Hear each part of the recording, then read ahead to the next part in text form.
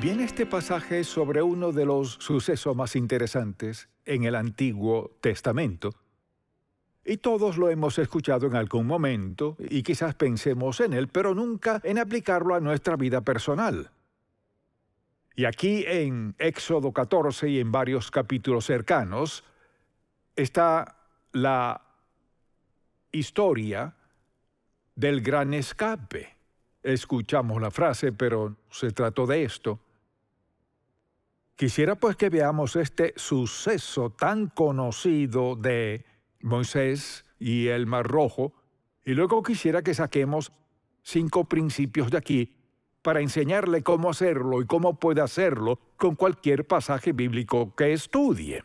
Entonces, cuando veo esto y me percato de lo que pasó, Faraón teme, así que esclaviza al pueblo de Dios y no sabemos por cuánto tiempo, pero fue mucho tiempo. Así, pues, aquí está Moisés, quien creció en Egipto, en la casa del faraón, ¿recuerda? La hija del faraón lo halló en una canasta en el río Nilo. Y así creció en las escuelas, educado por los egipcios, así que sabía muy bien cómo vivían. Y una vez, Moisés cometió un crimen cuando mató a un egipcio y se fue al otro lado del desierto, a Madián. Ahora, 40 años después, Dios trató con Moisés en la zarza ardiente y le dijo que volviera a Egipto para sacar a su pueblo de la esclavitud. Usted recordará esa historia. Así que regresó y Dios trabajó en su corazón y comenzó a enfocarse en lo que Dios le pidió. Claro, confrontar a Faraón para que liberara a los hebreos era un gran absurdo en lo que a Faraón concernía. ¿Por qué razón?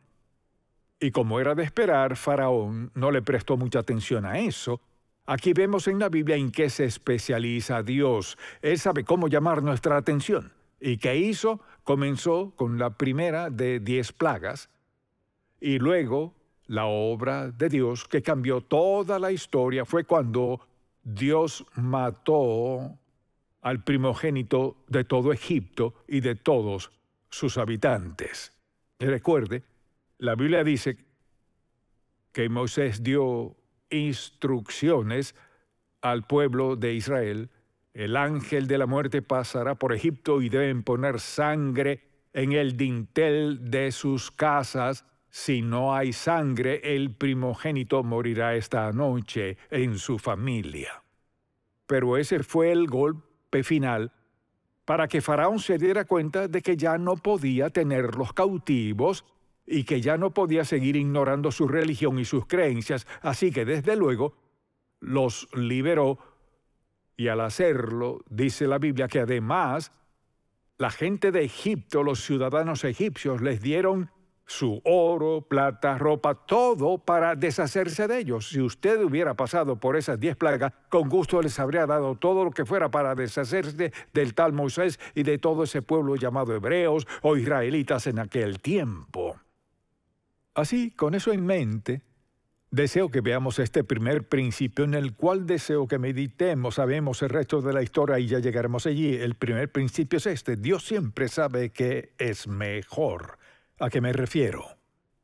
Dios siempre sabe que es mejor, pues todos enfrentamos circunstancias en la vida y preguntamos, Dios mío, ¿cómo supero esto? ¿Cómo sobrevivo?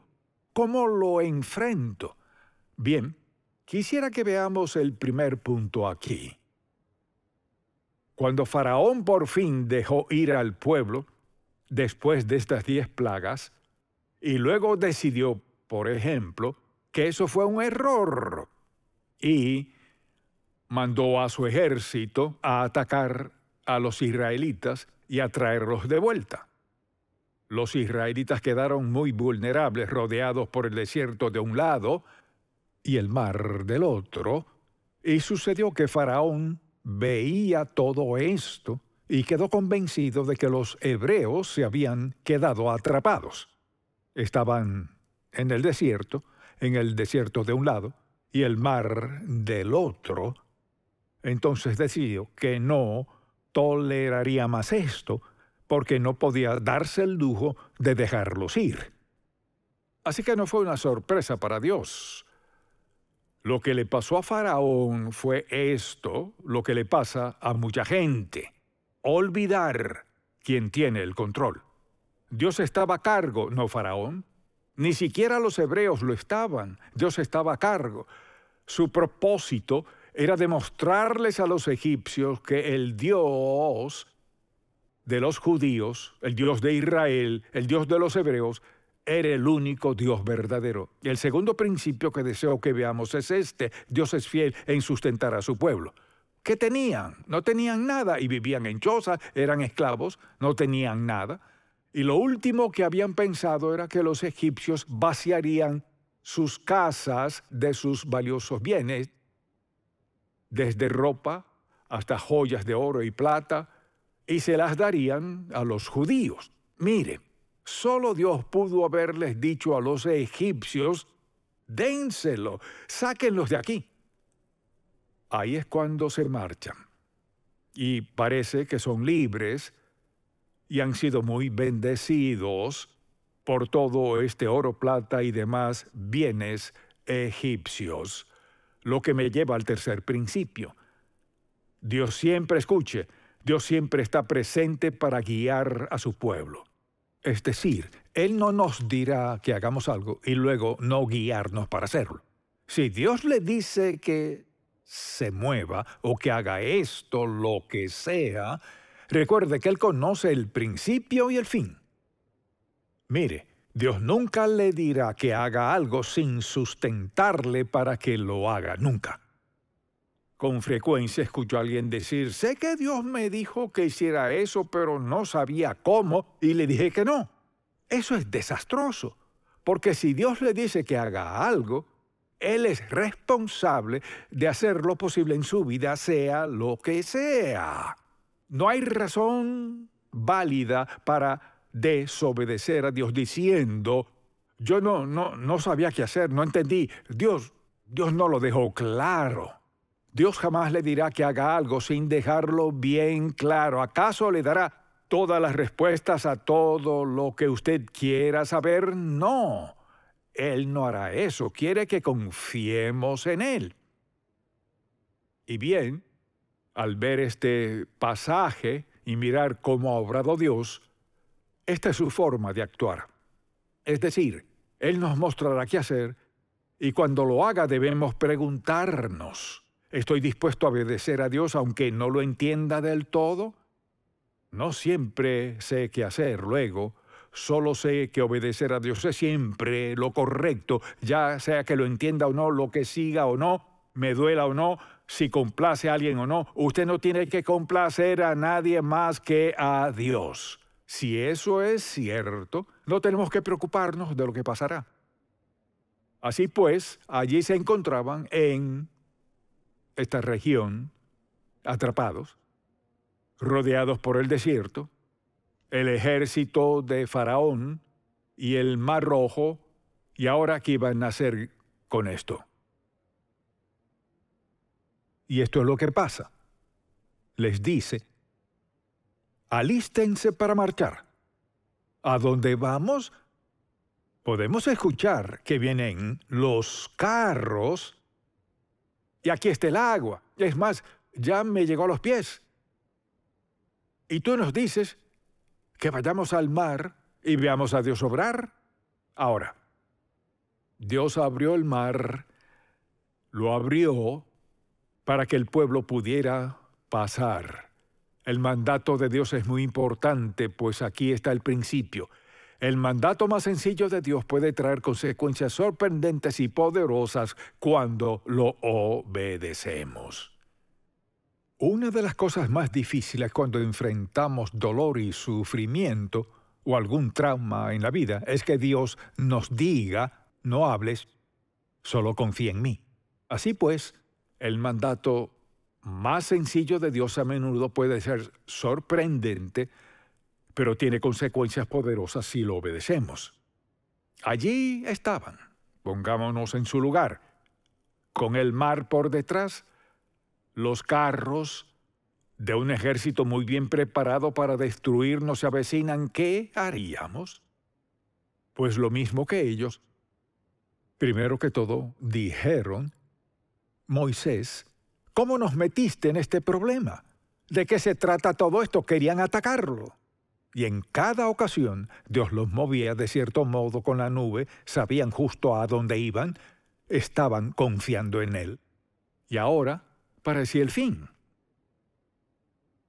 Mire, cometemos nuestros mayores errores al ver nuestras circunstancias con nuestros ojos, destrezas y talentos, nuestras circunstancias, la situación, y no vemos primero a Dios. La pregunta es, ¿confiaré en Dios en esta situación aunque nunca antes la haya experimentado? A veces no entendemos los mandatos de Dios, pero debemos decidir, ¿haré lo que Dios dice o haré lo que quiero hacer, lo que me dice mi mente que haga? Así que ahí estaban. Tenían que creerle a Moisés, confiar en Dios o no. Bien, lo importante aquí es esto. A veces, cuando estamos en medio de nuestras circunstancias así como son, el mandato más sencillo de Dios puede tener grandes consecuencias. Y a veces quizás Dios le diga, siéntate, descansa. O le dirá, quiero que vayas ahí, confía en mí. No trate de entenderlo. Moisés levantó sus brazos con la vara en su mano y algo comenzó a pasar. El mar comenzó a abrirse y el pueblo comenzó a marchar, y antes de que terminara todo, mientras aún era oscuro, la Biblia dice que Dios salvó a su pueblo. Salieron de una situación agobiante. Seguro que eso les llevó toda la noche. Eran más o menos 2 millones. No sé cuánto habrá durado, pero Dios mantuvo la oscuridad por aquí hasta que todos pasaron. Al terminar de cruzar, ¿qué pasó? Luego llegó la luz. Y como resultado, la Biblia dice que Faraón los atacó. ¿Y qué hizo? Dios cumplió lo que era uno de sus objetivos principales desde el comienzo. Los carros se abalanzaron sobre los hebreos. Entonces, cuando varios se metieron en lo que era agua, ya sabe lo que pasó. Moisés habló otra vez, se cerraron con fuerza las aguas y los destruyeron a todos en el Mar Rojo. De modo que el principio aquí es este. No busquemos a quien culpar por nuestras circunstancias, busquemos la ayuda de Dios. Continuamente culpaban a Moisés por esto, aquello y lo otro. Y siempre es más fácil culpar a alguien más cuando algo no nos sale bien. Pero pensemos en esto. ¿No es cierto que en cualquier circunstancia en que estemos, mire, si estamos en su voluntad, Dios es el responsable de ayudarnos a superarla? Y lo interesante es que buscamos a alguien a quien culpar. Sin embargo, al pensar en eso y también en cómo obró Dios en la vida de Moisés y todos los profetas, lo que le dijo a Isaías en Isaías 41, de mis pasajes favoritos, le dijo en el versículo 9, mi siervo eres tú, te escogí y no te deseché. Escuche, no temas, yo estoy contigo. No desmayes porque yo soy tu Dios. Que te esfuerzo, siempre te ayudaré. Siempre te sustentaré con la diestra de mi justicia. He aquí que todos los que se enojan contra ti serán avergonzados y confundidos, serán como nada y perecerán los que contiendan contigo. Buscarás a los que tienen contienda contigo y no los hallarás. Serán como nada, como cosa que no es. porque yo, Jehová, soy tu Dios, y quien te sostiene de tu mano derecha, y te dice, no temas, yo te ayudo. Increíble pasaje. No temas, yo estoy contigo. Lo sabio es buscar a Dios. Busque la ayuda de Dios. Él es el único que puede ayudarnos en nuestras circunstancias. Ya sabe dónde está en su vida hoy. Si enfrenta algo que es muy difícil, recuerde esto, no es muy difícil para Dios. Él sabe dónde está usted. Está para ayudarle. Nunca se queda sin lo necesario para ayudarle. Y Dios quiere que confíe en Él paso a paso en lo que sea que enfrente. Siempre saldrá adelante. No a veces, siempre saldrá adelante, con tan solo confiar en Él.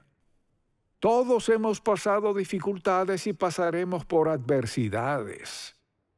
La pregunta es, ¿qué hace usted cuando el mundo se le viene encima? Confíe en Él. Dependa de Él. Crea en Él. Espere en Él. Si ellos hubieran intentado pelear, habría sido un desastre total. Dios, fíjese, a veces en ciertas situaciones intentamos salir a la fuerza, se agudizan. Lo mejor es rendir nuestra vida a Dios y decir, Señor, no sé qué hacer, pero confiaré en ti, porque dijiste que no me desampararás ni me dejarás. Amén. Amén. Padre, te amamos, alabamos y agradecemos por estas no solo historias, sino grandes dramas de tu palabra que nos recuerdan dónde estamos, dónde podremos estar y lo que harás donde estemos. Te pido por alguien aquí que aún no te ha aceptado como Salvador, que recuerde que sin ti no hay esperanza ni ayuda verdadera. Confiamos en ti. Te agradecemos, gracias por preservar este suceso y ponerlo en papel y tinta para que lo leamos siglos después, escuchemos la verdad, la entendamos, la apliquemos al corazón y andemos en ella. En el nombre de Jesús. Amén.